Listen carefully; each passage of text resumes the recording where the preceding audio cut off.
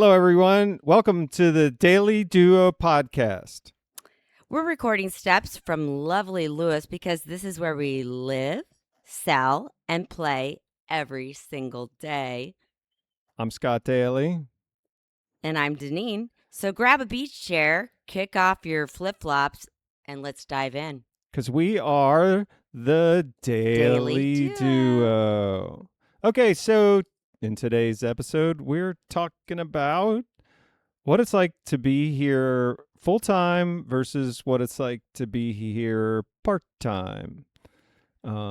We are full-time residents of the Delaware Beaches. Isn't that right? Yes. And for me personally, I've been here for 25 years. You've been here a couple years longer than me. Correct. Thanks, honey. So what's it like, you moved here from a large metropolitan area? I did. I moved all the way here from California, and most of my friends didn't know that Delaware was a real state. Whoa. Really? Oh, yeah. They're like, Delaware, is that like a real state? Were you a Valley girl? Gotta pull that off every once in a while. Sorry. She's literally from the Valley. I am. I'm a Valley girl. Right. And so if you're old enough, you might have saw the movie Valley Girl. Yeah, that one. But what I was thinking was Bill and Ted's Excellent Adventure. Right. And what is the next town over from the town that you grew up in? San Dimas High School football rules. Right. We're dating ourselves. That's a great movie from the 80s starring Keanu Reeves. Yes. Next town over. And they made a couple of sequels that I think are forgettable. Yes. But Bill and Ted's Excellent Adventure. I was either in middle school or high school when that came out. And it was excellent. Get it? Oh, also a claim to fame is, when he goes down the slide. When who goes down the slide? Oh, I can't even think of it. Anyway, it's a great water park in San Dimas as well. Is that in the movie? It's in a movie with, I can't think of his name right now. It's great to bring up a movie you can't remember. The black guy that's super funny. Chris Rock? No, keep going back. Eddie Murphy? Yes. There's a water slide movie with remember Eddie when Murphy? He dresses up? Do you like when he played the overweight people, the Nutty Professor? Hercules. Oh, and that was in San Dimas. That's in San Dimas, and he goes down that giant water slide. That's where I hung out most of my childhood. Wow, who knew? San Dimas. Okay, so anyway, how has life changed here for you in the last 25 years? So when I first moved here, I looked at my husband and I said, well, we were just dating at the time. Right. And I said, where is the Starbucks? And my answer was, there isn't one. Right. No Starbucks. So I actually had to drive down to Dewey, and they actually serve Starbucks coffee at this place called the Lighthouse. Right. That burned down, unfortunately. But now we have 3 Starbucks. How about it? If that doesn't tell you we've arrived, then I don't know what does. I know. That's Still waiting for a Costco. So what else has changed? Let's go a little deeper. Versus like in season versus out of season, because that's kind of what we're covering today. Yes. So in season, obviously, there's so much going on. We've got things on the beach. We've got, all kinds of plans, all places to go, from Funland to adult, watching music. You got the Rudder. There's so many great places. So there's just an incredible amount of stuff to do here in the summertime. And a lot of it's outside. Yes. and it's great. You can be on the water by being on the beach. You can be on the water by going on a boat. You can be near the water, and places like Dewey Beach are all open. There's a lot of bars, a lot of live music. This is what you're saying, right? Yes. And you can kite surf, you can do all kinds of activities. It's amazing in the summertime. It's very active. And then all of a sudden, it starts to get a little colder. And how does this place change a little S- bit? So I know you all complain as you move down here about traffic. Now, I would love to say that I do go back and visit my family in California, and I sit in traffic. Or I go and visit my brother who lives in the DC area, and I sit in traffic. Now, when I need to go anywhere in the summer here, I slowly go through traffic on for Thursdays and Fridays. And why don't you unpack that distinction a little bit? You're still moving. It's just slower, but it's not dead stop traffic. Right. Interestingly, I had to go to Northern Virginia a couple of days ago. And it's about a 2.5 hour drive from the Lewes area to the Fairfax area. And it was an afternoon appointment that I had to go to. And after my appointment, I got right back on the good old Capitol Beltway, 495. And as I did, it took me 4 hours to get home. Now, all the traffic I sat in was inside the Beltway. Once I got outside of the Beltway, I didn't have any problems at all. But it was absolutely staggering, the kind of traffic. So I concur, because I grew up in the DC area, that it's just a lot. And it's nothing like that here, unless there's some bad accident and they've closed some lanes or something like that. Yes. There's some people that try to do some crazy stuff, and I've seen it left and right, Right. driving on the wrong lane. Hey, Yeah. And so one of the things that I know has changed is also the seasonality. When I first came down here, I was single, and I had a roommate, and it was his birthday in late October. And I was like, hey, I'm going to take you out dinner for your birthday. And we literally almost had to go to a fast food restaurant because it was like a Tuesday, it was the middle of the week, and there was nothing open. And nowadays, that's really not the case.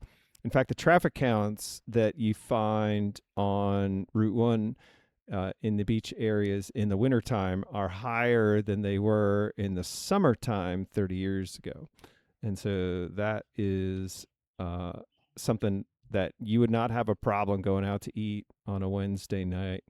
I think it's also funny that one of the big bars down in Dewey, it's the Starboard, it has its grand opening party, and it was usually right around St. Patty's Day, either the weekend before or the weekend after St. Patty's. And it used to be that the Starboard was closed. And so this was their grand opening party. And ironically, they still have a grand opening party right around the St. Patty's Day weekend, but they never closed. They were always open. Maybe they're closed a couple of days during the week, but they're open every weekend of the year. And so they have their grand opening, and you're like, oh, the Starboard's finally open. And you're like, yeah, but it never closes now. And it used to. And so the grand opening party is still a thing, but the closing party, which would have been around New Year's, that's not a thing. They're still, well, maybe it is, but yeah, they're open. just fun bands for all ages. I mean, obviously, you need to be over 21 to most places, but it's just a fun atmosphere. So let's break down some of the things that you're going to want to understand if you're a full-time resident. How has been your experience with healthcare? I know that's one big factor for people as they're looking to move down here. And if you're going to Yes. make the full-time move, you're going to want to know about healthcare. So what advice can you give to a full-time resident? I literally just got this question sent to me in an email today asking me about healthcare. And so we have been, well, we, not me personally. Sorry for the motorcycle driving by. But what has happened is between BB and Bay Health, they are continuously opening more and more healthcare facilities down here because they understand the amount of retirees that are moving down here and the need for what healthcare needs that they need. Did I say Right. that right? I think you did. Okay. Yeah, I think you kind of nailed it. That the healthcare is available. If you're coming down with health insurance that's from a job, part of your retirement package, you're going to want to confirm that you're in network or whatever you need to Yeah. confirm that you're going to be able to access that healthcare here and with your insurance. But there are an increasing number of providers that are coming down here because this area is no longer a secret when it comes to retirement. And if And, you're go ahead. Sorry. oh, sorry. And I was also going to say there are a bunch of concierge doctors as well, if that's what the avenue you want to go with. Yeah, and so if you're a part-time resident, maybe that's not a big issue, and you can get health care in the other location that you are spending the other part of the year, or maybe you want to confirm that you can continue to do both. Yes. But a lot of people that are part-time residents, and so let's focus on that a little bit. We get folks that really want to be here probably 9 or 10 months out of the year and just want to be somewhere else. I don't know, for January and February, February, March, maybe. They And call it a snowbird. yeah, the snowbirds. And they want to go somewhere warm for that. How is it different from them? I mean, they might have different priorities in a house, different priorities in terms of the location, but then they also have to think about, how am I going to care for and maintain that house while I'm here? Exactly. And they might have to winterize. So they want to have the right people and the right connections to be able to handle that situation. Right. And we also run into people that know they're not going to use the property full time and they might want to rent it out.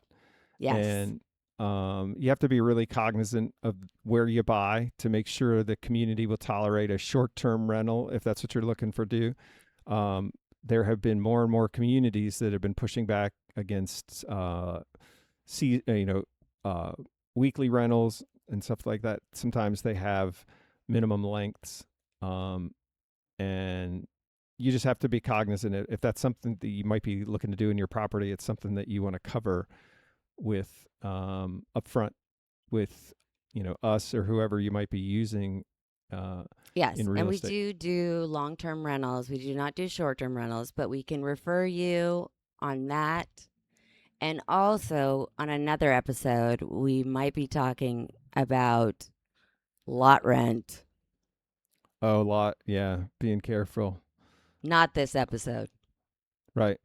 Okay, so what's life like here? So that if you're getting out of here for the winter, what is life like here in the winter? What's your take on the winter season at the beach?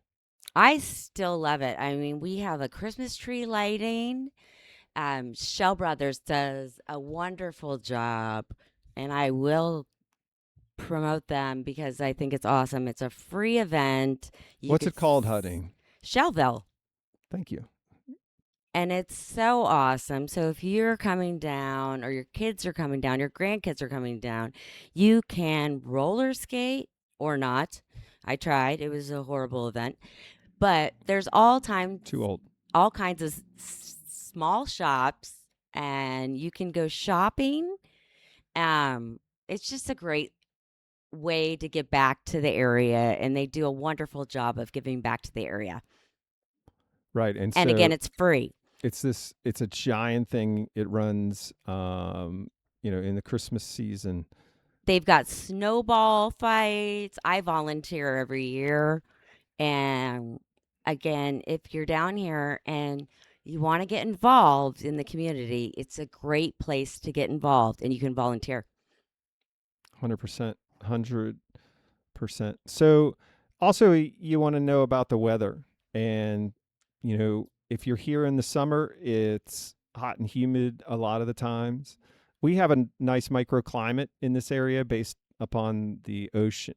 And so if you're close enough, and I mean 10 miles or less from the ocean is going to really change the weather here a little bit, especially in the fall and in the spring. In the fall, the ocean is still warm. Like the ocean hits its max temperature in, I don't know, early mid August, versus, summer is at its height in June, late June. So what ends up happening is the fall here stays a little bit warmer because the water keeps it warmer. And that's great. You don't see a lot of fall snowstorms here. No. We don't, and that works against you in the spring because the ocean is cold and the air warms up much more quickly, and it takes a while. It really takes into June for it to feel like summer here.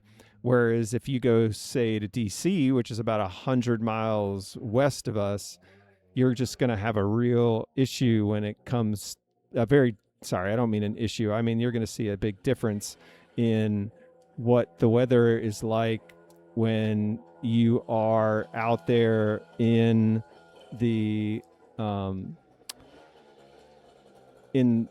weather in those times of years versus DC. Like it'll be 90s in DC and it will be in the 70s here. And if the air starts coming off the water, if the wind shifts, the temperature can drop even more. It's funny because everybody says Memorial Day is when the beach weather kicks off. And I mean, I wouldn't go in the water over Memorial Day. It's still usually it's freezing. It's like lower mid 60s at But he best. never could have got me to move here if it was going to be snowing. Because it doesn't snow much. We don't get a lot of snow. The ocean, even though the temperature goes down to like upper 30s is what the water temperature will be, you just can't really, that's still enough to make a rainstorm. Whereas again, 10, 15, 20 miles inland, it is all snow. And that just kind of is what it is. And so it gives you a great fall. And there's all kinds of things to do here through the fall. Pretty. And then, January and February are a little cold, and March and even a good chunk of April can be a little dreary. But we have the most beautiful flowers that grow here. I mean, they don't have them in California. My mom used to have to put ice cubes in the ground in order to get tulips to grow because they don't grow in California. But they grow here freely, which is awesome. Not a thing. And it's very green, and it's absolutely wonderful. And the cherry blossom trees are so cool. Ugh. Right. So if you're thinking about coming here full time and you're worried, like, oh, it's a beach town and the whole world just sort of goes away, I don't think that's a huge concern. And if you're thinking about being here part time, believe it or not, just about everything once you get off the boardwalk is open full time, almost year round, at least on the weekends. You'll have restaurants in town, Rehoboth, and places like that will close, Monday, Tuesday, Wednesday, or Tuesday, Wednesday, They're Thursday. They're usually open, and they just close at 9 o'clock. Yeah. Now, it's not necessarily a late night, but yeah. None of this area is really a late night. Even the bars, if you're going out partying, are going to close at 1 a.m. But what about the Cape Gazette? Oh, and that's another local thing is the New York Times of the beach area, the paper of the old gray lady, whatever you want to call them. All the news that's fit to print. There's a lot of vestiges of small town life here, even though you're not really. This isn't really small town life anymore, but it was 25 years ago. Yes. And the Cape Gazette is the local paper, and everybody kind of reads it and pays attention to it so that you can see what's going on. And you can still get stuff published. You know, when your kid makes the honor roll at the middle school, they're going to have a news article about it. Oh, and the recent article is about a 42-year-old lifeguard. Yeah, and that's front page news. Front page, top of fold. That's the stuff. And yes. so that's what people still love maybe about local they do. papers. And when I first moved here, my son Hunter won an apple bobbing contest. Front page. It was the coolest thing ever.